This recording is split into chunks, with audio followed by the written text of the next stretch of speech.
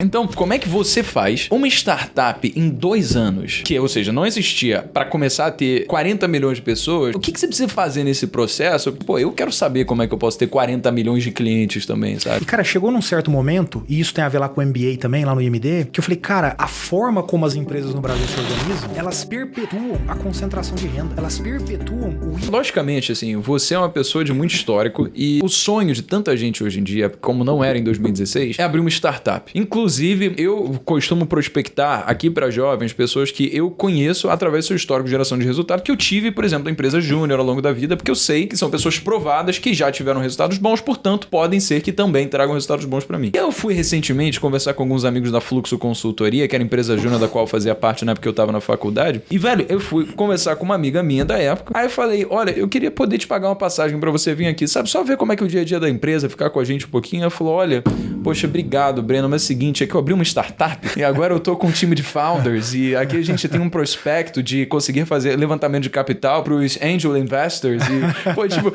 mano, cadê minha galera, tá ligado? Assim, eu tô perdendo pessoas para startups porque isso é tão permeado na mentalidade de jovens hoje em dia. Então, como é que você faz uma startup em 2 anos, que, ou seja, não existia, para começar a ter 40 milhões de pessoas? O que você precisa fazer nesse processo? Porque eu sei que dentre esses vários jovens que hoje estão apaixonados por esse universo, querem atingir sucesso e, pô, eu quero saber como é que eu posso ter 40 milhões de clientes também, sabe? Cara, pra nós a visão é muito clara. Isso não quer dizer que a gente acerta sempre, mas a visão é a seguinte. Primeiro, você tem que partir do pressuposto que você tá buscando algo que não existe. E as pessoas têm dificuldade de entender isso. Geralmente você pega uma startup e ela fala assim, não, eu sou um aplicativo que... Não, você não é um aplicativo. Aplicativo é como você distribui teu conteúdo. Você não é um aplicativo. Então, as pessoas têm dificuldade. Quando você pega um empreendedor que fala, é isso que eu tô buscando pra mudar isso aqui nessa cadeia de valor, você fala, pô, esse cara já entende de visão. Isso é super importante. 2, comportamento da turma, do time. Então, todo mundo fala assim, pô, mas vocês adquiriram aquela startup? Não, eu adquiri aquele time. Startup é um detalhe. Por quê? Porque, cara, a premissa nesse mundo extremamente ágil, incerto, volátil que a gente vive, é que as coisas provavelmente vão precisar de um ajuste daqui a pouco. Então não me interessa a startup hoje, me interessa um time que é capaz de mudar ao longo do tempo. É porque a característica intrínseca das pessoas, se ela é de proatividade, de querer ter aprendizado constante, disciplina, consistência, a fazer suas tarefas ao longo do tempo, vai acontecer independentemente do modelo de negócios. Então elas podem pivotar o quanto for, que se as pessoas mantêm esses traços de personalidade, meio que, cara, por tentativa e erro, uma hora dá certo. Exatamente. E aí, cara, eu chego no terceiro ponto que tem a ver com o que você mencionou aqui, que é a startup de sucesso, ela via de regra tem um time com escuta ativa. Cara, tudo que ela faz, ela mete uma pesquisa e vê o resultado. Opa, as pessoas não gostaram. Vai pra direita. Mete uma pesquisa e vai. E de todo mundo. Então, é muito comum você diferenciar assim, ó. Às vezes tem um colega na mesa, assim, que fala assim, amigo, pô, cara, não suporto mais. Pessoas ficam me mandando mensagem lá no, sei lá, no LinkedIn, falando que a minha empresa tá fazendo coisa errada. Pô, chato. Esse cara não tá na nova economia. O cara da nova economia, ele fala, cara, acabei de receber mais um feedback. Fica traumatizado, total, velho. Pô, fica indignado.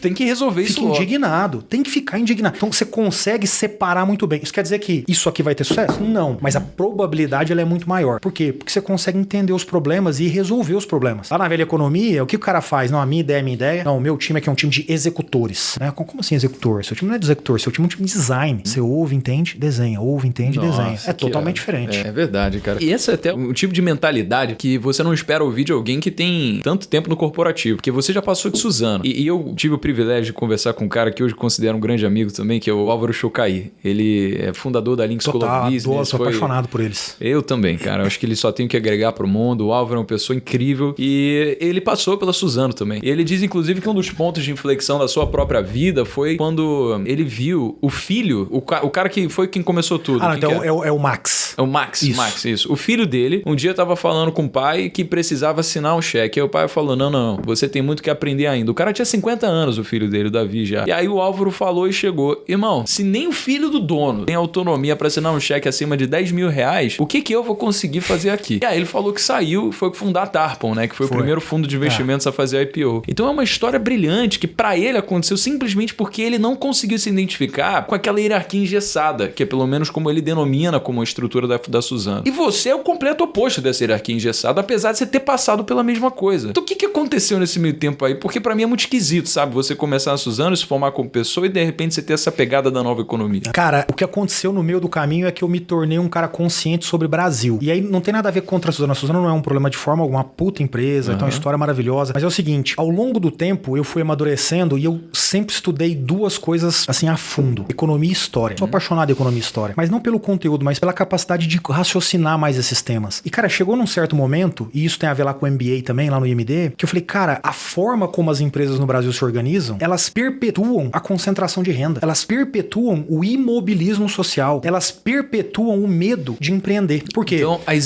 isso é bem contraditório, né? Se a gente parar pra pensar. Uma empresa perpetua problemas que empresas estão hoje... O motivo pelo qual empresas surgem acontece. E por quê? Como é que você acha que uma empresa perpetua todos esses problemas? Olha só, quando você pega a história do Brasil, você consegue traçar uma linha em que as grandes empresas hoje tradicionais, elas fazem parte de famílias ou de grupos que são os mesmos que vêm dos últimos 200, 300 anos. E aí, essas empresas, e de novo, eu não tô falando da Suzano aqui, tá? Eu tenho um respeito enorme pela Suzano, eu tô falando pela estrutura empresarial brasileira. Essas empresas, elas basicamente têm uma relação muito próxima do Estado. Então, quando você olha pra história do Brasil, você consegue ver o BNDES pegando empresa quase quebrando e pondo dinheiro, você consegue ver fundo de pensão entrando em grandes empresas. Fundo de pensão entrando em grandes empresas? Não entendi. A diversificação deveria ser entre empresas pequenas. Você já tem exposição à empresa grande. Então, você começa a ver esse Estado extremamente próximo. Por quê? Porque tem poucas empresas muito grandes, próximas dos Estados. Isso vira uma relação umbilical. Então, eu te sustento, você me sustenta. Eu te sustento, você me sustenta. Então, veja, o Estado ao longo do tempo foi criado para essas empresas. Então, para pra pensar. Quem que a burocracia atrapalha? Atrapalha você. Não atrapalha uma grande empresa. Favorece a grande empresa. Claro, porque ela tem um time tributário de 12 pessoas. Você mal tem um cara que entende disso. Então, o que você está me dizendo é que essas empresas elas são beneficiadas por estarem próximas ao governo. Isso na forma de diversas coisas. Por exemplo, incentivos fiscais, onde elas podem ter isenção de contribuir com impostos, enquanto empresas pequenas que estão sustentando raramente deixam de pagar imposto, né? Porque a gente,